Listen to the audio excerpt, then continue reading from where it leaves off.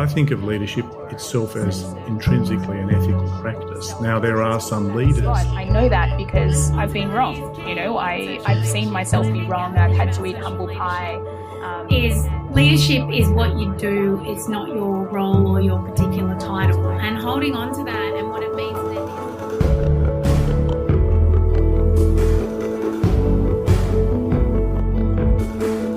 then. Welcome to the Business of. I'm your host, Emma Russo, and this leadership podcast is brought to you by the Australian Graduate School of Management at UNSW Business School.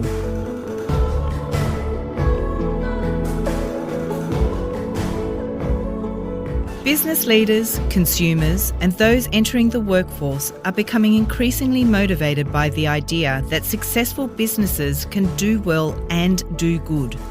It's often referred to as corporate social responsibility or the triple bottom line. Although often well-intentioned, it's a practice that can be marred by ambiguous or misaligned goals in the organisation. In this episode, we explore the intricacies of ethical leadership and the challenges of balancing social, economic and environmental objectives in order to achieve your bottom line results. Joining me is Dr. Simon Longstaff, author and Executive Director of the Ethics Centre, Emma Weston, co-founder and CEO of AgriDigital, and Dr. Kristy Muir, Director at the UNSW Centre for Social Impact. Up first, we hear from Dr. Simon Longstaff.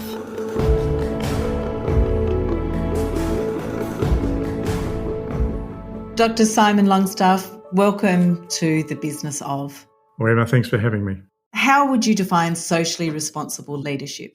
Well, it's a leadership which I think recognises that businesses and other organisations exist in a relationship with society which is not merely a symbiotic parasitic relationship where one feeds the other, but in fact it's an organic part of the whole.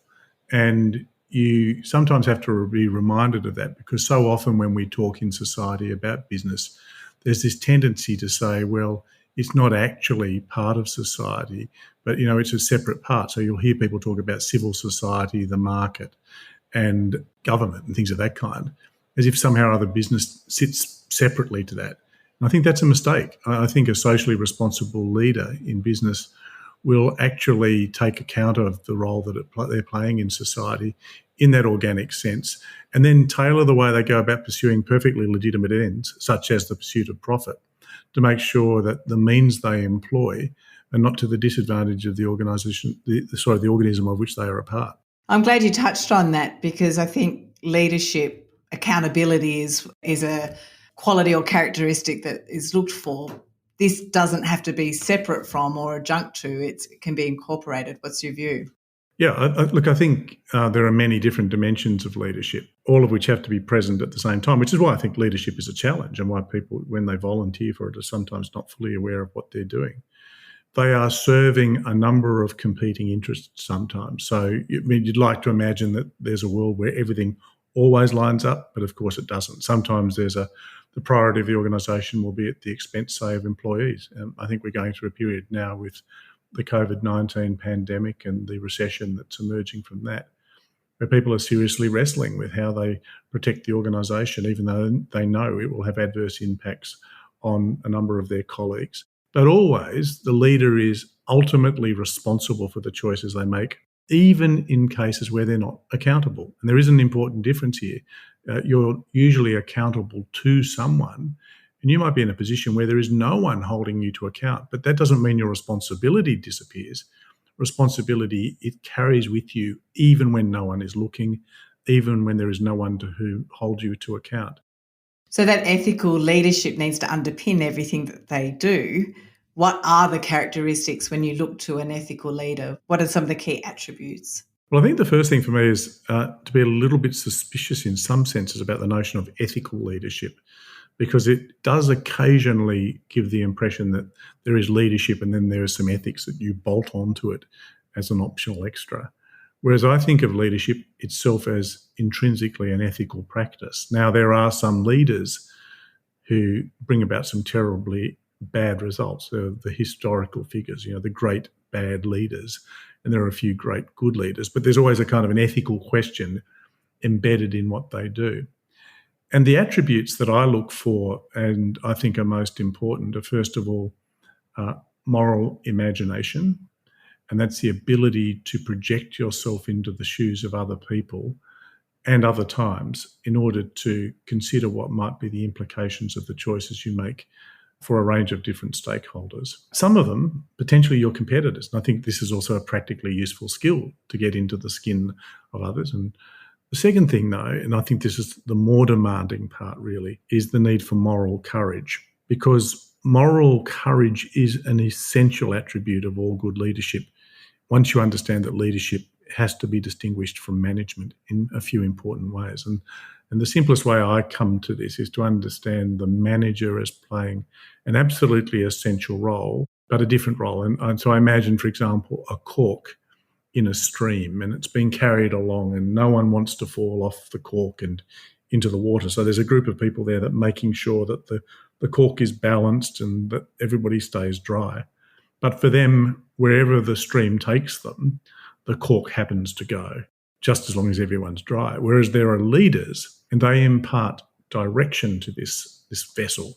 They pick a point, they inspire people to strive, not just to stay dry, but to reach that point.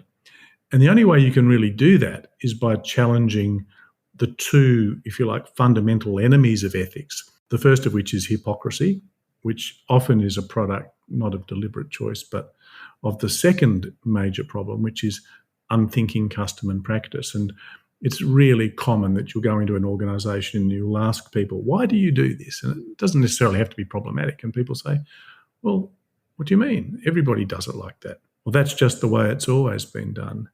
And when you get that response, that is the cue for the leader to challenge that, because leaders don't go where the stream is taking them. They don't go where things just happen to be flowing or because everybody does it.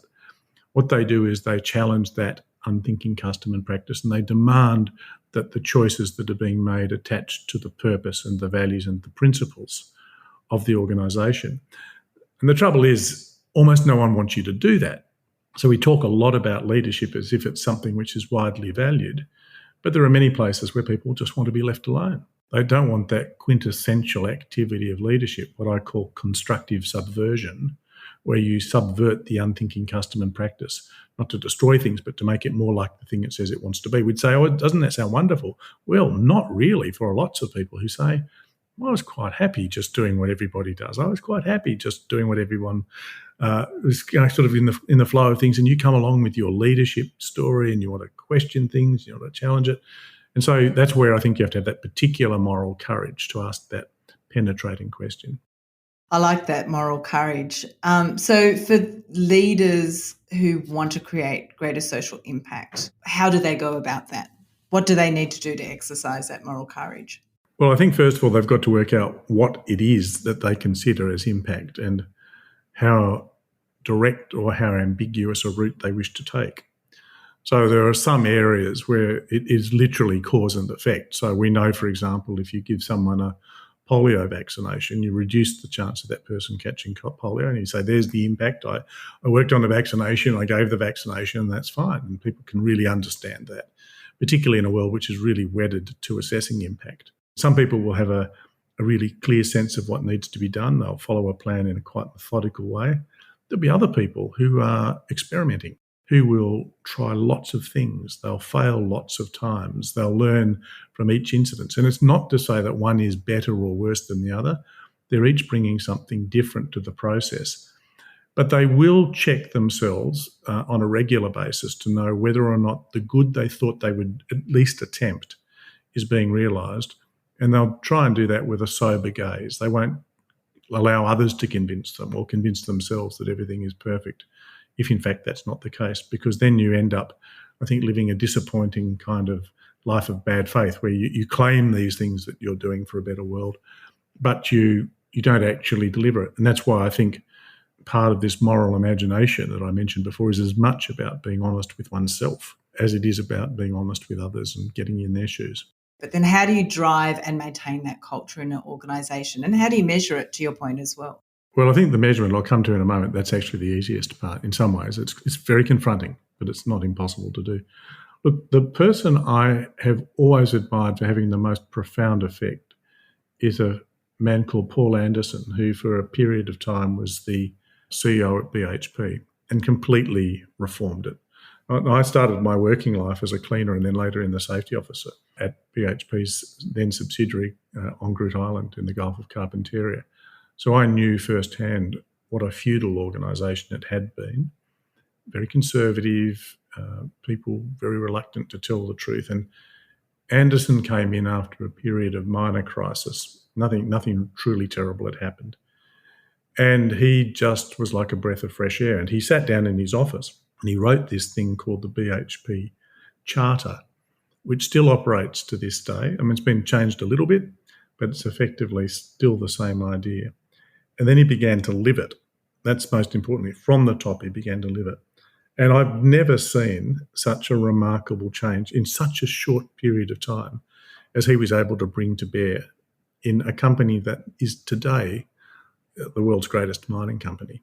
There's no doubt about it. It's done, in recent years, the decisions it's made, it's been brave, it's been progressive. It's not perfect, but it would never claim to be, but it's really lasted. You can see the enduring effect of that change. Now, how do you measure this? Well, I think you've got to use tools such as some of which we've developed at the Ethics Centre using a process called Everest, which does two things because and both of them are necessary. So partly what you need to do is recognise that the thing you are going to measure is not to benchmark an organisation against other organisations, because that's, to my mind, irrelevant. What you want to know is how much is this organisation like what it claims for itself to be? Because, as I mentioned, one of the two great enemies of ethics is hypocrisy. So if you're finding an organisation that says one thing but does something else routinely, you know that's a recipe for disaster. So the first set of data that you look for are the experience and perceptions of people who deal with the organisation. Most importantly, those who work for it, but also suppliers and customers and others.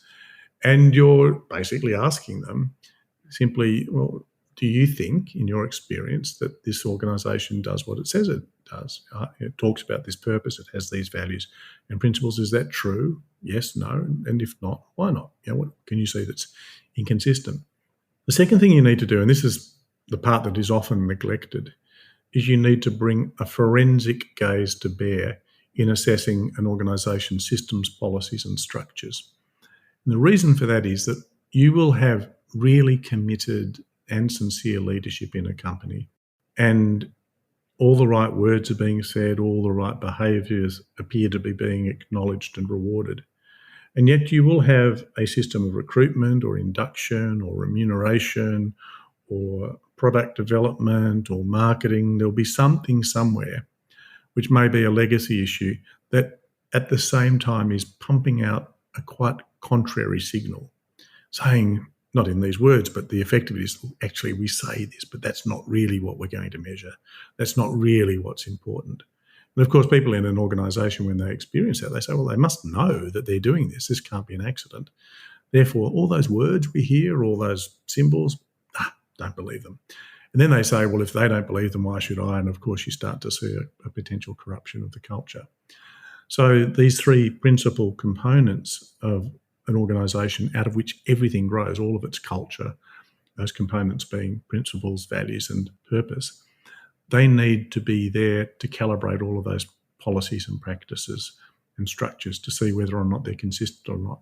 So you can sort of, I've given you a bit of a kind of overview. Then there's lots of things, that data that flows from that, and then you can have data-driven interventions to close the gaps and to help the organisation to become the thing it says it wants to be. And that drives out the cynicism, it brings an end to the hypocrisy, and some of it can be done really simply and has no great cost. Other things take time to make by way of more profound changes. But leaders want to know about that. They want to look in that particular mirror, even though it's uncomfortable. But the truth is, relatively few do. The majority don't want to know, because once you know, you've got to do something. I'm glad you touched on that alignment. I've actually seen firsthand those organisations where what's said at the top isn't necessarily the experience somewhere in the organisation.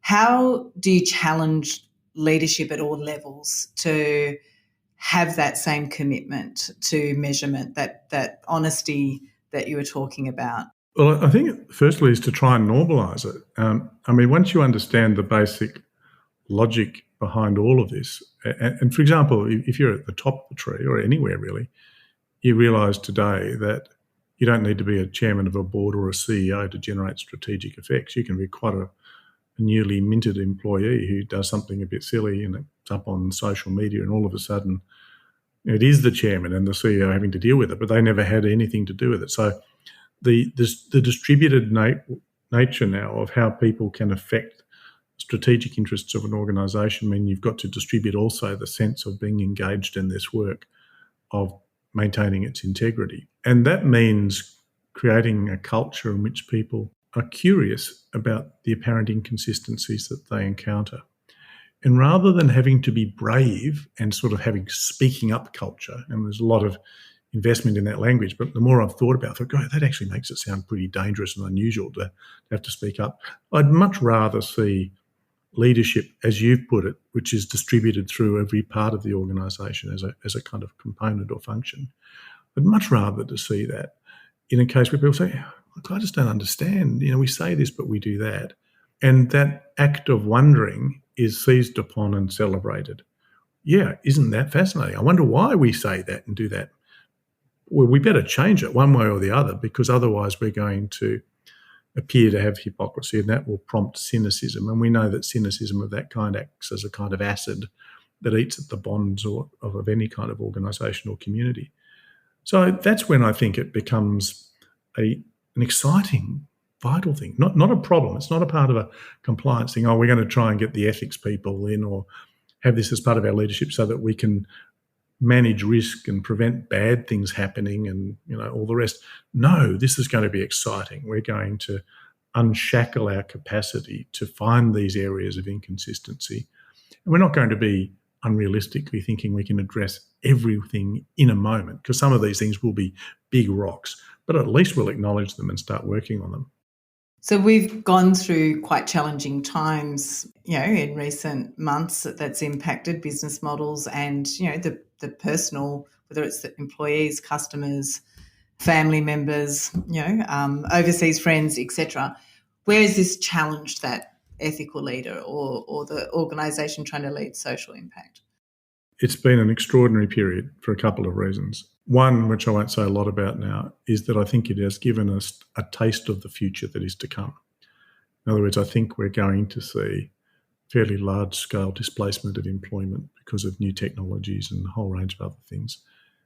And I don't think we've thought seriously enough about how we're going to manage that. I think that question has been begged now by COVID-19. But I think the more important thing is that if you follow a crisis like COVID-19, then it reveals something very profound about purpose.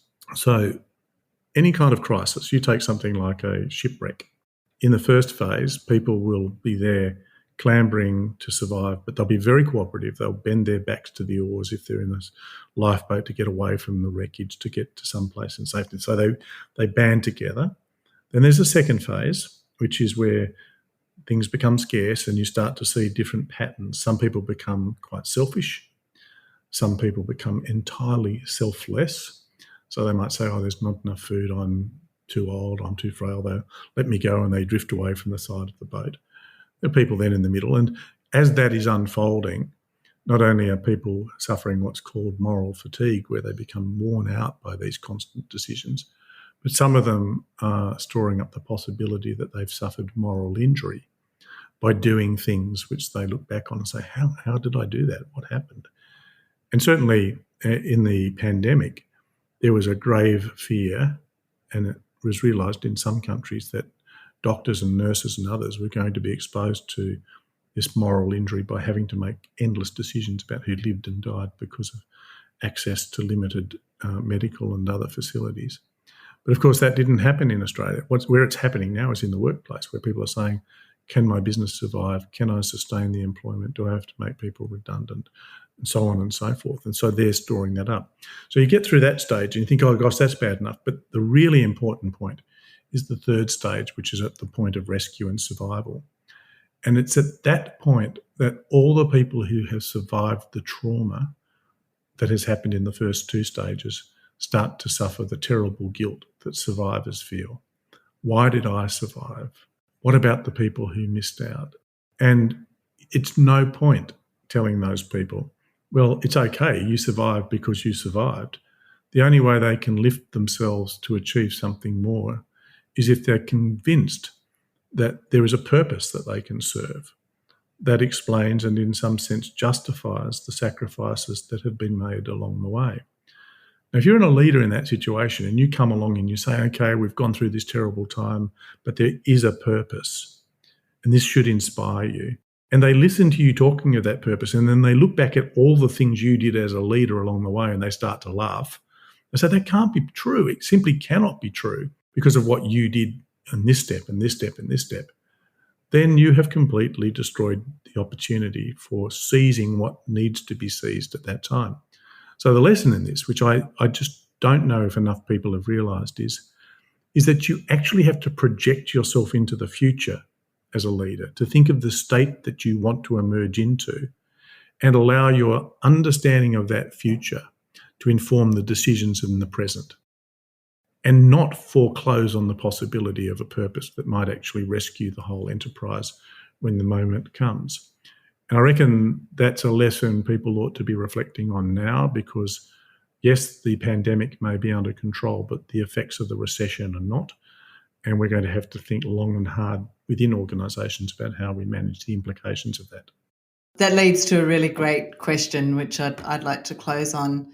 Let's talk to the leaders about the change, their preparedness for this future and the fact that is where they are at time. What can we tell them to do? What's your advice to them? I think from a strategic point of view, I'd first of all want them to understand that the ecology of business is changing. It's no longer an ecology in which each of the different elements is defined by what they do. So banks, for one example, are almost indistinguishable in terms of what they do, their goods and their services. And if somebody does innovate, someone else can catch up pretty quickly because the information flows are so quick. So where you distinguish yourself is not by what you do, but by what you mean. But the great thing about this ecology is you don't have to be like your next door neighbour. You can be distinctively different. But whatever you are, it has to be true, can't be faked. And you've got to take your chances that if you are something which the larger society rejects as just completely incompatible with where its interests lie, then you may not actually attract enough of any of those things to be able to survive. So as a leader, you've got to see, is it possible for me to find a place in which I exercise my leadership where my own personal values and principles are sufficiently aligned to the organisation's purpose, values and principles for me to feel at home? I don't want to be a clone, but I need to have a sense that this is comfortable territory. I love the congruence you brought to this, like that these things have to literally be something that drives the purpose of the organisation, the purpose of the leader and who you care for and the impact that you're having. So thank you very much, Simon. Well, thanks for the opportunity to chat with you, Emma. This is The Business of, a podcast looking at what it means to do well and do good in the world of business. Some fascinating insights from Dr. Simon Longstaff there. It's clear from our conversation that building a strong ethical core, both as a leader and culturally within your organisation, provides you with a foundation for purpose and driving social impact. My next guest is the embodiment of that philosophy. She's combined her technological mastery with an innate desire to do good. The result is AgriDigital, a business dedicated to improving pay inequalities in agricultural supply chains through trusted and transparent operations. Let's hear from Emma Weston on the AgriDigital story.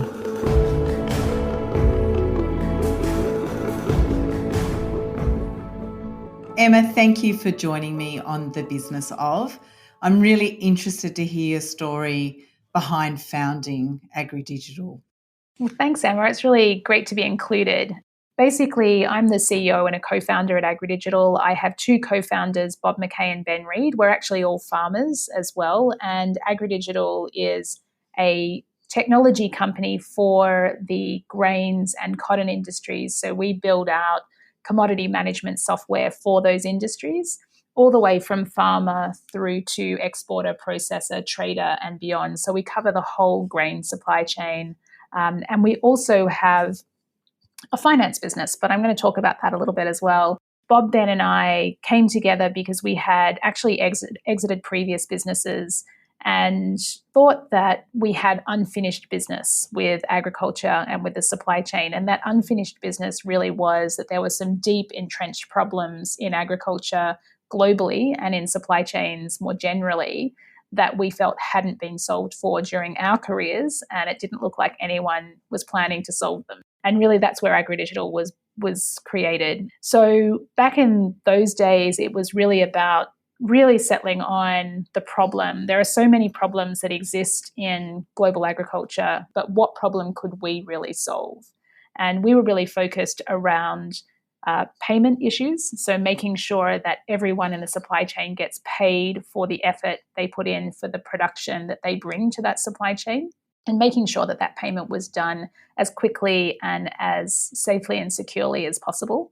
And I'll give you a little an example there. So when farmers deliver their product into the supply chain, into market, they don't always get paid. In fact, they hardly ever get paid when they actually deliver that product.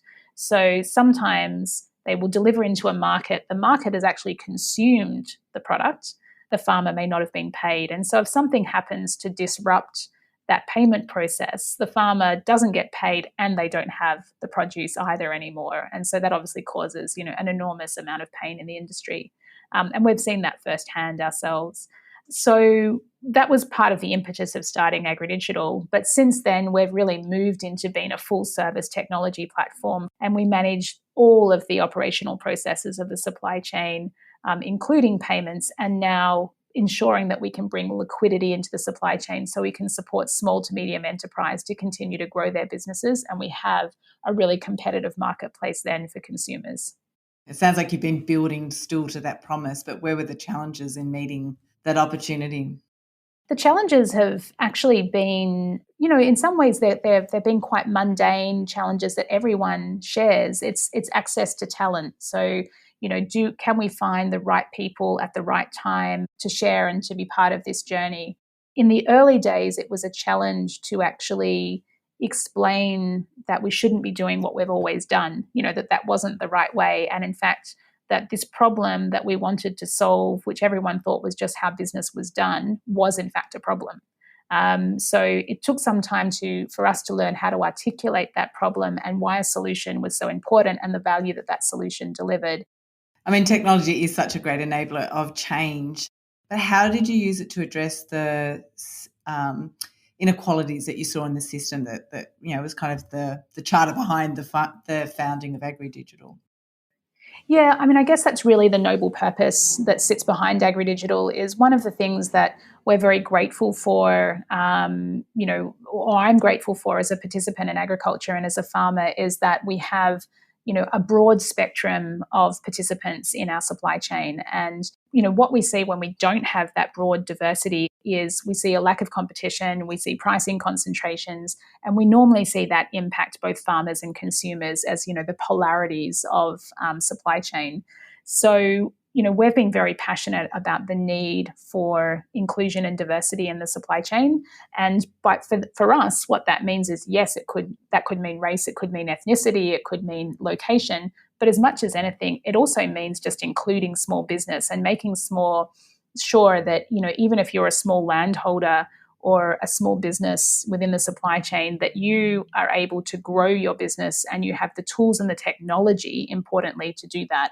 And, we saw that we could bring technology to the small business sector and we could bring finance. That was the other big piece of having an impact, was businesses were saying to us, yep, I need the tool, I need the technology, but if I don't have access to finance when I need it on flexible terms, then I just can't grow my business. And that's where we knew we could have an impact. So that tension or the balance between doing well financially and doing well from a social impact. How have you been able to manage that given the challenging periods? When we set up the business, we had a very clear idea of what we were building, how much it would cost to build, how long it would take to build. And then, of course, our initial investors said, that's all very good, Emma, now double it. And that was probably very good advice. But what that meant was that we would be quite dependent upon investors coming into our business and financing our business through a period. And that's still going to be a really important part of our journey. But what we've realized is we actually need to be more self-sufficient. We need to have our own agency in our development. And that means actually getting to a cash flow positive position as soon as possible. And if we can do that, then we're actually more in control of our destiny, which means that we can help our customers. So that really became the galvanizing piece with my team, is explaining, unpicking, I guess, the financing of a startup and explaining that we need to move to, very quickly to a cash flow positive position. So what do we need to do to get there? And getting all the heads in the room around that, both from a crowdsourcing of the wisdom that they bring, but also just from sharing and collaborating in the problem together. And we worked out that we're not that far away from that. There was some trimming that we needed to do on the expense side. There was some growth that we needed to do on the revenue side. But it was very important that we do that so that no matter what happens in these challenging times, we can continue to build the best product and deliver and service to our customers. And that was kind of at the forefront of our mind. How have you continued to have your team contribute to that culture of innovation? What is the way to keep them engaged and contributing? The number one priority, I think, for the team and for most people is to actually feel safe and secure. And so we have these really open conversations now around, do we feel safe and secure, and what would make us feel safe and secure? Because if the team feels safe and secure, they're actually much more likely to come up with innovative ideas. Either one, they're not scared around having the dumb idea or the stupid question, because there are no stupid questions, of course. But also we're trying to get better and better at explaining that it's okay to try things and that those things don't work. We just don't want to keep making the same mistakes, So, mistakes and failure, we're trying to pull those apart as different pieces and see failure, which is great to have a better word than failure. But, trying new things and things not working is fine. That's actually part of building great product and servicing customers. And that actually is innovation. It may not be the innovation that led to a product launch, or it may be that became the essential piece that said, don't do this, So we've tried to take a really wide definition of innovation. The other one is transparency. I think that transparency brings the team along. When COVID hit and we realized that we were going to have to ask a lot of our team and have to ask for some sacrifices to be made, I also realized that we need to say right down to the last dollar in the bank accounts, this is how much runway we have. And be super transparent about that. And making yourself vulnerable with that transparency, I don't think that ever backfires. How would you characterise the 5 years of leadership and the changes you've had to make? Well, to begin with, I actually wasn't the leader in the organisation. I was a co-founder, but one of my co-founders was the original CEO. And I was the COO, I guess we would say. In the early days, everybody's doing a bit of everything, so perhaps those distinctions are not quite as clear. But the company and the technologies that we were using, and in particular the work we were doing in blockchain, which had become a bit of a passion project for me, just meant that I became more adept at strategizing around where the company was going and talking to the narrative that we were building as a company. And so literally that meant I sort of became the fronts person for the company. And then, as a founder group, we actually decided, we think that the face of the company should also now be the CEO. And so that's kind of how that decision was made. And quite often, I think as a leader, my bias has been to action. And, what I've learned is that over time, some of those actions become very hard to unwind as the organization gets bigger and your customer base gets bigger. And so taking more time to reflect and really think about, is that the right time to take that decision and to, work through those decisions, I think is something that I've learned as part of the journey. And that's just a personal thing, because I think I was a pretty kind of action-based operator before. What tips would you give to other founders or to leaders who want to implement more sustainable businesses and develop that practice and your learnings? I guess I just really think that this is crucial for businesses that want to operate in the sustainable space. And for goodness sake, what business doesn't want to? I mean, that's just it's almost an oxymoron in and of itself. But we have had at AgriDigital, we have had a look at the Sustainable Development Goals that have been set by the UN and have used those as a basis for thinking about strategically how do we actually contribute to a sustainable world. And not every Sustainable Development Goal or SDG is immediately applicable to what we do. But there are a couple that really are well aligned and that we can actually frame our business and our planning and our strategy and our customer acquisition around. So, that's been part of what we've done. And I've actually suggested to many other businesses previously that they have a look at the Sustainable Development Goals, and they've been really surprised by how that has then influenced their thinking as well. And I think it's because quite often in Australia, we are in a fairly privileged environment. And so we think about sustainability with respect to almost corporate social responsibility instead of at a more fundamental level. And so when I'm talking about sustainability, I am really thinking about it at that fundamental level. So that's social, ethical responsibility to shareholders, but ultimately, to your point that you said, talking to your organisation, you need to stay in the game so you can keep serving those customers. Yeah. How do you balance that? What's your advice on keeping all those aspects together? I don't, really have a good answer around, I allot so much of my time to this or so much of my time to that, because that's just not the way it works for me. In my mind, I have a very clear view about what we're doing at AgriDigital and whether we think we've done good today or not. I mean, that's what we talk about internally. Did we actually really build value today? Or was it just one of those days where, it kind of felt like we spun wheels and we didn't get the value that we would like to get? Emma, it sounds like you have such a lovely level of humility. You talk about transparency. I hear it in the way that you're sharing your own journey and learnings. But I didn't always, actually, Emma. Okay. Yeah, I really think that that has come as part of the AgriDigital experience, where just so patiently I didn't have all the answers and I couldn't even pretend I did. There was no choice but to be humble about that and, to share that and to realize that didn't make me less of a leader or less of a person, not to have all the answers. In fact, the responsible thing quite often is to say, I don't know, and, to work out how to get the answer. So I think in my earlier career, I felt I always had to have the answer. And it's really liberating to realize that you don't. And that it doesn't impact the outcome if I don't have the answer. But I can sometimes be really fundamental in finding the pathway to getting the answer. Oh, that's a big lesson that I've heard from you, right? Is that continuous need to ask the questions that promote the change, and the fact that you ask that of your team. You don't have all the answers. No, I absolutely know I do not have all the answers. And it's not just even, humility or, a sense of self that brings me to that spot. I know that because I've been wrong. I've seen myself be wrong. I've had to eat humble pie and, I've had the value of being wrong, but being wrong at a time that didn't really matter, if you like. So I've been wrong at the right times, rather than being right at the wrong times, I hope. What's next for AgriDigital?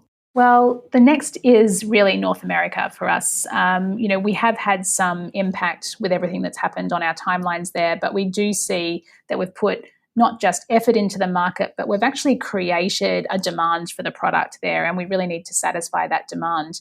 So that's definitely in the short term what's next for us. We also have a fantastic harvest coming up in Australia, which is the first one in a while. We've been in drought for a long time in Australia on the East Coast.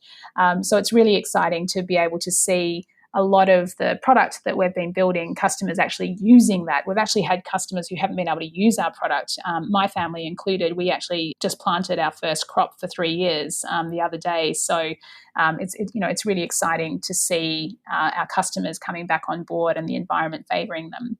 The other area for us is, as we're building out our finance business, we want to be able to take that investment proposition to a broader class of investor. So that is a debt investor. And we've had a lot of interest from superannuation funds, high net worth family offices, but also impact funds. And so working out how we can really connect these impact investors with the underlying asset and the underlying supply chain and agriculture sector that they're investing in is of paramount importance to us. Emma, given that you had farming as your background, you've talked about your family and recognising those challenges. How important do you think that background has been to really solving the problem and AgriDigital's future? Look, the background and, what continues to be, a business, a family business for us as well, has been crucial because it's the domain expertise really crossed with the passionate purpose and the technical execution that enables us to do what we do. So I don't think we could have one without the other. Thank you for taking the time to talk to us today. Thanks, Emma. Great to speak. This podcast is brought to you by the Australian Graduate School of Management at UNSW Business School. There's plenty for us to take away from Emma's experience leading the charge on building trusted and transparent operations at AgriDigital. It's interesting to hear the motivations behind the company's social impact journey, acknowledging the pain for the individual farmer as well as an industry-wide inaction as a deeply entrenched issue. This became the organisation's purpose and a clear direction for Emma and her team to build a culture of innovation and growth around. My final guest for this episode is Dr. Kristy Muir, Director at the UNSW Centre for Social Impact. Kristy uncovers some key insights from her research into socially responsible leadership and shares her tips for developing more socially conscious business models.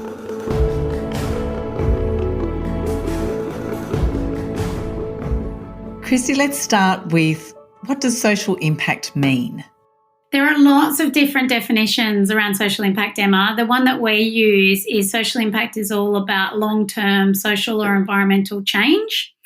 And it's as a result of an action, an intervention, a policy or a program. So the key here is around outcome. So something has to change, and it has to change as a result of doing something. And that might be intentional, so it could be a direct intervention, or it might be an outcome that happens that's not intentional or a secondary type outcome. And the other key thing, when people think about social impact, they often think about it being positive, but actually social impact can be positive, negative, or neutral. That's interesting. So if we look at it from a leadership perspective, how do you define socially responsible leadership? Because responsibility would be the key in that then. Responsibility is key in social leadership. And I think the other thing about social leadership is what you do. It's not your role or your particular title. And holding on to that and what it means to then be a socially responsible leader is quite important. And so part of that is then going back to that, what kind of social impact do I want to have as a leader, and understanding what role you might play and your organisation might play to create that change. And we also want to ensure that that impact is positive. And so one of the key things around that is to think about what problem that you actually want to help try and solve for and be clear about that. And the other piece then is that we know in complex social problems and almost any kind of problem that people are trying to solve for, a social or environmental one is complex. So those wicked problems, homelessness, poverty, environmental, climate change, those kinds of things are wicked, complex social problems. They usually require lots of different intervention points, lots of different levers by lots of different groups and people to be able to create some kind of change. So in terms of defining a socially responsible leader, it's thinking about, what am I going to do? What's my intervention? Who do I work with? For what problem do I want to help solve for? Why is it important? Why is ethical leadership important? And what are the attributes that need to be there in a leader? So I know it might be controversial, but sometimes it feels like a leadership has lost its moral compass. And we've seen royal commissions in a whole range of areas around our financial services. We've seen that in institutional abuse against kids, aged care, disability, a whole raft of areas. And we've even seen it, for example, with our sporting leaders in terms of cricketing recently. I think one of the things we have to think about with ethical leadership is not just what's legal, but actually what is right and the right thing to do. And the decisions that we make as leaders can have implications for others, and we need to be kind of clear about that. And I think there are probably a whole bunch of ethical frameworks we can draw on to think differently about the type of leadership that we can act and the type of questions that we might ask ourselves when we're facing these ethical dilemmas and ethical challenges. So based on your research, what are you seeing are the trends or drivers behind those organisations trying to make those changes and increase their social impact? There's a whole lot of trends that are happening around social change. And I think we're not just talking about corporate social responsibility here. We're talking about other forms of social leadership and social responsibility that businesses are adapting into, things around shared value, rethinking about what they fund, how they collaborate with others. And largely, a lot of the trends are to do with social license, to be honest, to operate. There is a piece that in terms of social licenses that businesses need for who their employees might become, so who wants to work for them. There are issues and drivers around who's going to purchase their products if they don't actually have a social license to operate. There are issues for shareholders, etc. Let me just give you a couple of examples. So we know millennials are driving a lot of these changes in thinking around businesses needing a social license to operate. So a recent US survey that Deloitte did found that millennials make up 35% of the workforce in the US. And this survey that Deloitte did found that almost 2/3 of that group of millennials said that their primary purpose of business should be for improving society, not generating profit. And so some of our brightest, smartest graduates are looking for businesses that have that social license to operate. We know there's a trend in this regard as well. So business leaders like Larry Fink in his 2019 letter to CEOs called out quite emphatically that purpose isn't the sole pursuit of profits. And that, it was really about coming up with a purpose and an animating force to achieve that purpose for businesses. And interestingly, most of the population still have an issue with trust around businesses and still have an issue around trusting CEOs to address societal challenges. And we know that trust is key around businesses remaining relevant and businesses remaining viable. I like how you connected that before to this social license, right? Like that's kind of the ultimate measure. So, Kristy, if someone wants to really practice ethical leadership, what steps would they take? Emma, there's a whole lot of frameworks around ethics when we look at what ethical leadership actually means and looks like. When I look into those, I've distilled them into a number of key steps. And so these might be things that people can think about going forward. And it doesn't matter what the topic or the issue is. They're generic. So the first key thing is around purpose. What is the greater purpose we are trying to achieve? And thinking about that, that's the utilitarian approach. The second key step is considering people's rights. So what are the moral rights we might need to consider of the people that might be affected by the options that we take or the options we're considering? Number 3 is to consider fairness. So am I treating people fairly? Are we showing favoritism or discrimination? Which option treats most people the same? And if we have to treat people differently, can we morally justify that? So that's number 3 is consider fairness. Number 4 is consider social responsibility. And that comes back to what option might be best for the common good. So are we just thinking about me and my family or me and my organisation? Or is this actually going to be a good outcome for the community and society more broadly? Number 5 is around considering morals and values. So is the decision I'm making really aligning to my morals, principles and values? And that's where the virtue approach sits. And then finally, I would recommend that people look out for blind spots, which is classically known as moral hazards. So once we've been through all those other 5 steps, what are the potential moral hazards of the decisions that we're making? And do we need to think about where our blind spots are and how we address those blind spots in the options we're considering? And that's a great model to adopt. Coming back to business leaders wanting to make this change, where Where do they get it wrong, or what do they need to keep in mind to make those changes to result in those types of programs? I think one of the traps that we see is people looking for employee engagement programs that just make them feel fundamentally good. And there is a joke in the not-for-profit sector around putting up fences to give corporate something to paint. So you really don't want to fall into the trap of finding a not-for-profit to ask for a fence to paint. So really the key there is finding employee engagement and volunteering that actually matters and using resources and skill sets that can contribute to positive changes. Another tip that I would give businesses is around how do they lift their gaze for the actual public good and public benefit as opposed to for their own purpose that they might have written down. So, for example, we see in, say, the homelessness space, businesses and others coming up with innovative ideas that might be great at addressing rough sleeping, but actually those ideas do nothing to fundamentally shift the number of people who are homeless, because instead of temporary rough sleeping accommodation in car parks, what we really need is safe, stable, affordable accommodation.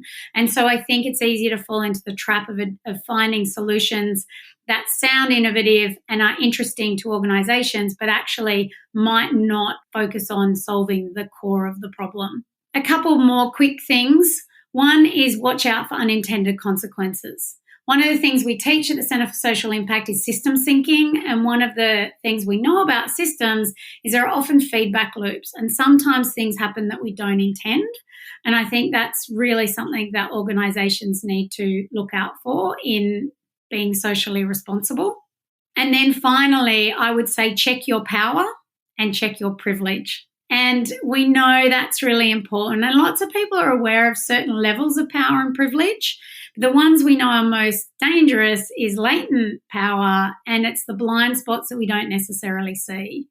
And so I think around that, being open to giving up power to others, ensuring that you engage with lived experience, understanding the different perspectives that people might bring, and going in with a mindset of we don't actually know what the answers might be here.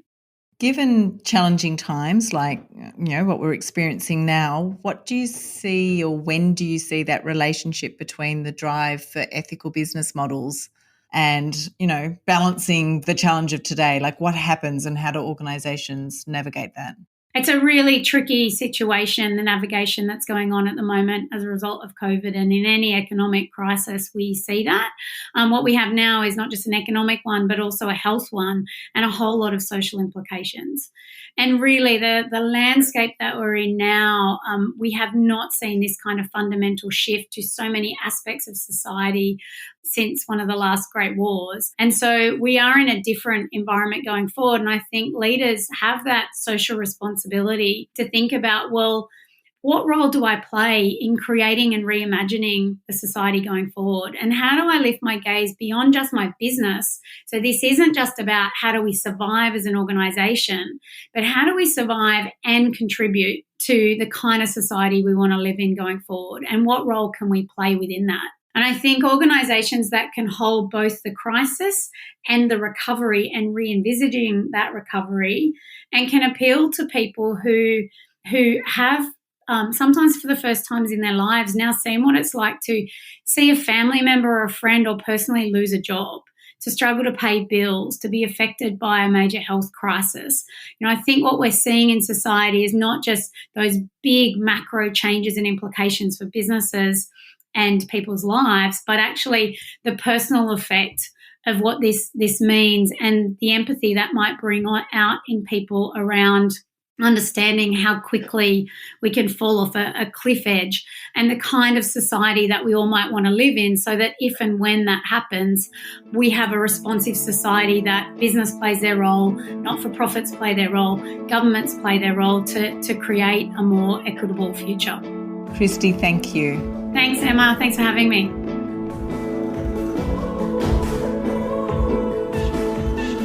The Business of is brought to you by the Australian Graduate School of Management at UNSW Business School. It's been a fascinating dive into the nuances of ethical leadership and social responsibility whilst delivering business results. I hope you enjoyed the conversations as much as I did. As a leader, it has been challenging to live through this period of disruption, but it has given us a real opportunity to pause and reevaluate the way we do business. We can look at the methods and purpose that underpins the way we lead. It's motivating to see renewed emphasis being placed on the social impact of business, and that both established and emerging leaders are using it to influence wider societal change.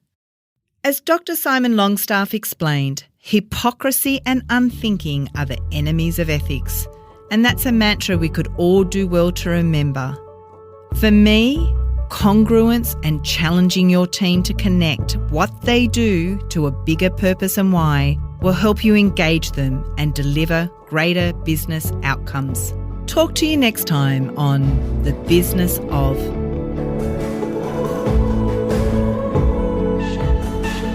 If you've enjoyed this episode of the podcast and want to hear more, search for The Business of on your favourite podcast app and subscribe.